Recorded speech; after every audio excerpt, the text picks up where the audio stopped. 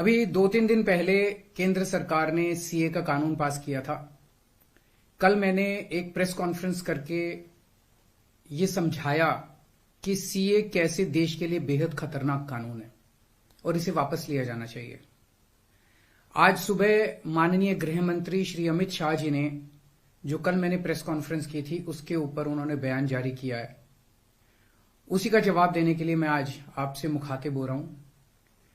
मैंने उनका बयान सुना, माननीय गृह मंत्री जी का। अपने पूरे बयान में जो प्रश्न मैंने कल उठाए थे उसका किसी भी एक भी प्रश्न का उन्होंने जवाब नहीं दिया। उन्होंने केवल मुझे गाली गलौज किया है, केजरीवाल भ्रष्ट है, केजरीवाल ये है, केजरीवाल ऐसा है, केजरीवाल वैसा है। मुझे छोड़ दीजिए, मैं इंपॉर्टेंट नहीं हूं, देश इंपॉर्टेंट है, देश के 140 करोड़ लोग इंपॉर्टेंट हैं, उनकी बात करते हैं।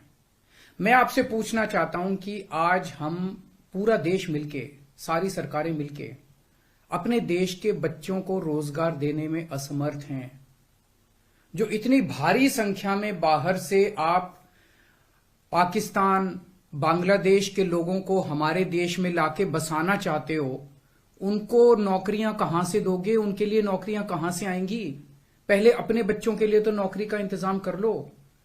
ये मेरा कल मूल प्रश्न था। उनके लिए घर कहां से आएंगे जो आप इतनी बड़ी संख्या में पाकिस्तान से, बांग्लादेश से लोगों को लाके अपने देश में बसाना चाहते हो, माइग्रेशन करवाना चाहते हो? वो उनके लिए घर, उनके लिए नौकरियां, उनके लिए संसाधन कहां से आएंगे?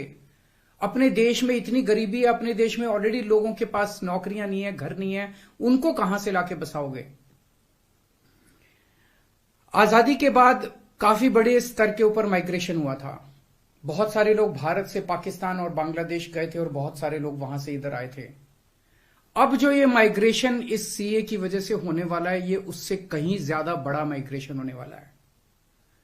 पाकिस्तान, बांग्लादेश, अफगानिस्तान, इनका कहना है कि सीए के तहत इनके अल्पसंख्यक जो हैं वो अगर भारत में आके रहना चाहेंगे तो उन्हें उस बात की मंजूरी दी जाएगी, उन्हें हमारे भारत की नागरिकता दे दी जाएगी। इन तीनों देशों में मिला के लगभग 2.5 से 3 करोड़ अल्पसंख्यक रहते हैं।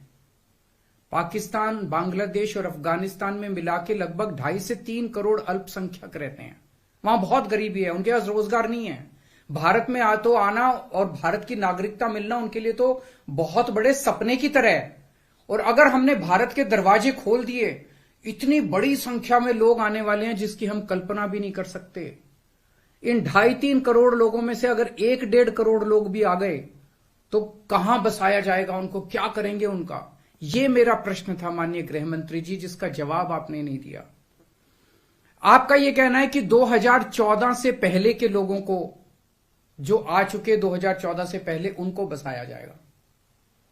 मैं आपसे पूछना चाहता हूं, 2014 के बाद आना बंद हो गया? 2014 के बाद भी आ रहे हैं, अभी तक आ रहे हैं, रोज आ रहे हैं। तो अभी तक 2000 जो इलीगल माइग्रेंट आते थे, जो घुसपैठिए हमारे देश के अंदर आते थे, वो डरते थे कि अगर आ गए तो हमें निकाल देंगे, हमें पकड़ लेंगे, हमें जेल में डाल देंगे। उन्हें डर रहता था क्योंकि वो इलीगल थे। अब आप ये कानून लाके उनको लीगल बना रहे हो, अब उनका डर खत्म हो जाएगा। पूरे तीनों देशों के अंदर अब मैसेज ये है कि भारत सरकार अब जो है इन तीनों देशों के घुसपैठियों को लीगल करने जा रही है। तो ये 2014, आज आप 2014 वालों की बात कर रहे हो, कल आप 2019 के पहले वालों की बात करोगे, फिर ये डेट एक्सटेंड करके 2024 कर दोगे, क्योंकि घुसपैठिए तो आ ही रहे हैं। आपने रोहिंग्यों की बात की, ये तो आप ही के टाइम में आए थे, ये तो 2014 के बाद आए हैं सारे रोहिंग्ये। कैसे आए? ये आपकी मिली भगत से आए कि आपकी नाकामी की वजह से आए? पूरे देश में कहां कहां आपने रोहिंग्यों को बसा रखा है? तो जो इतने एक तरह से दरवाजा जो खोल रहे हो, इनको जो लीगल बना रहे हो, ये देश के लिए बहुत खतरनाक है। और इतनी भारी संख्या में इसके बाद घुसपैठिए आने वाले हैं जिसकी हम कल्पना भी नहीं कर सकते। आज जो 2014 के पहले भी आए थे, हमारे देश के अंदर उनके अधिकार नहीं है। आप उनको नागरिकता देके अब सरकारी नौकरियों दी जाएंगी उनको। पाकिस्तान से आए हुए घुसपैठियों को हमारे देश के अंदर अब सरकारी नौकरियां दोगे आप, उनको उनके राशन कार्ड बनाएंगे हम लोग। आज दिल्ली के अंदर 72 लाख लोगों के राशन कार्ड हैं, वो कम पड़ते हैं। हम बार बार केंद्र सरकार को लिखते हैं, भाई हमारे दिल्ली के अंदर गरीब ज्यादा है, राशन कार्ड बढ़ाने की इजाजत दो। उनके राशन कार्ड बढ़ाने की इजाजत नहीं देते और पाकिस्तान से लाके उनके राशन कार्ड बनाओगे आप, पाकिस्तान और बांग्लादेश के लोगों का। ये तो सही नहीं है। हमारे देश के लोगों के अधिकार मार के आप उनके लोगों को अधिकार दे रहे हो। सरकारी पैसा हमारा पैसा है। सरकारी पैसा 140 करोड़ लोगों का पैसा है, हमारे टैक्स का पैसा है। पाकिस्तानियों ने टैक्स नहीं दिया, बांग्लादेश के लोगों ने टैक्स नहीं दिया, इस देश के लोगों ने टैक्स दिया। इस देश के लोगों के टैक्स का पैसा आप पाकिस्तान और बांग्लादेश के लोगों को यहां लाके उनको बसाने में खर्च करना चाहते हो, यह मंजूर नहीं है इस देश के लोगों को। कृपया इसको, मैं पूरी विनम्रता के साथ बोल रहा हूं कि कृपया इसको समझने की कोशिश कीजिए। और मैं देश के लोगों से जानना चाहता हूं, आपसे जानना चाहता हूं, जो ये मेरी प्रेस कॉन्फ्रेंस सुन रहे हैं और ये वीडियो देख रहे हैं, मैं आपसे जानना चाहता हूं, अगर आपके घर के सामने सड़क के उस पार पाकिस्तान से आए हुए लोगों की झुग्गियां बसा दी गई, क्या ये आपको मंजूर होगा? कौन लोग हैं जो ये पाकिस्तान से आ गए, कौन लोग हैं जो ये बांग्लादेश से आ गए? क्या आपकी बहू बेटियां सुरक्षित होंगी? अगर वहां पे आए हुए लोगों को बसा दिया गया, पाकिस्तान के लोगों को पूरे देश के अंदर जगह जगह बसा दिया गया, क्या आपको ये मंजूर होगा? क्या आप अपने आप को उनके बीच में सुरक्षित महसूस करोगे? और कौन होंगे ये लोग? क्या देश सुरक्षित होगा? पता नहीं कैसे लोगों को पाकिस्तान ही भेज देगा, बहुत सारे लोगों को हमारे देश के अंदर। क्या हमारा देश सुरक्षित होगा? चारों तरफ कानून व्यवस्था की समस्या नहीं पैदा हो जाएगी? इसी को लेकर मैं चिंतित हूं माननीय गृह मंत्री जी। मेरी बात को अन्यथा मत लीजिए, मेरी बात को समझने की कोशिश कीजिए। और हम दूसरे देशों से क्यों नहीं सीखते?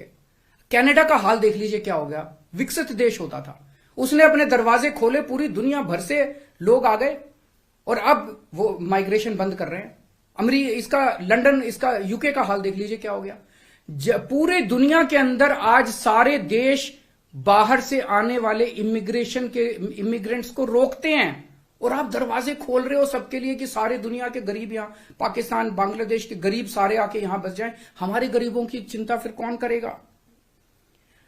अगर आपको लाना ही है बाहर से लोगों को, हमारे देश में पिछले 10 साल में 11 लाख उद्योगपति और व्यापारी भारत छोड़ के चले गए, केंद्र सरकार की, भाजपा सरकार की नीतियों की वजह से, उनके अत्याचार की वजह से।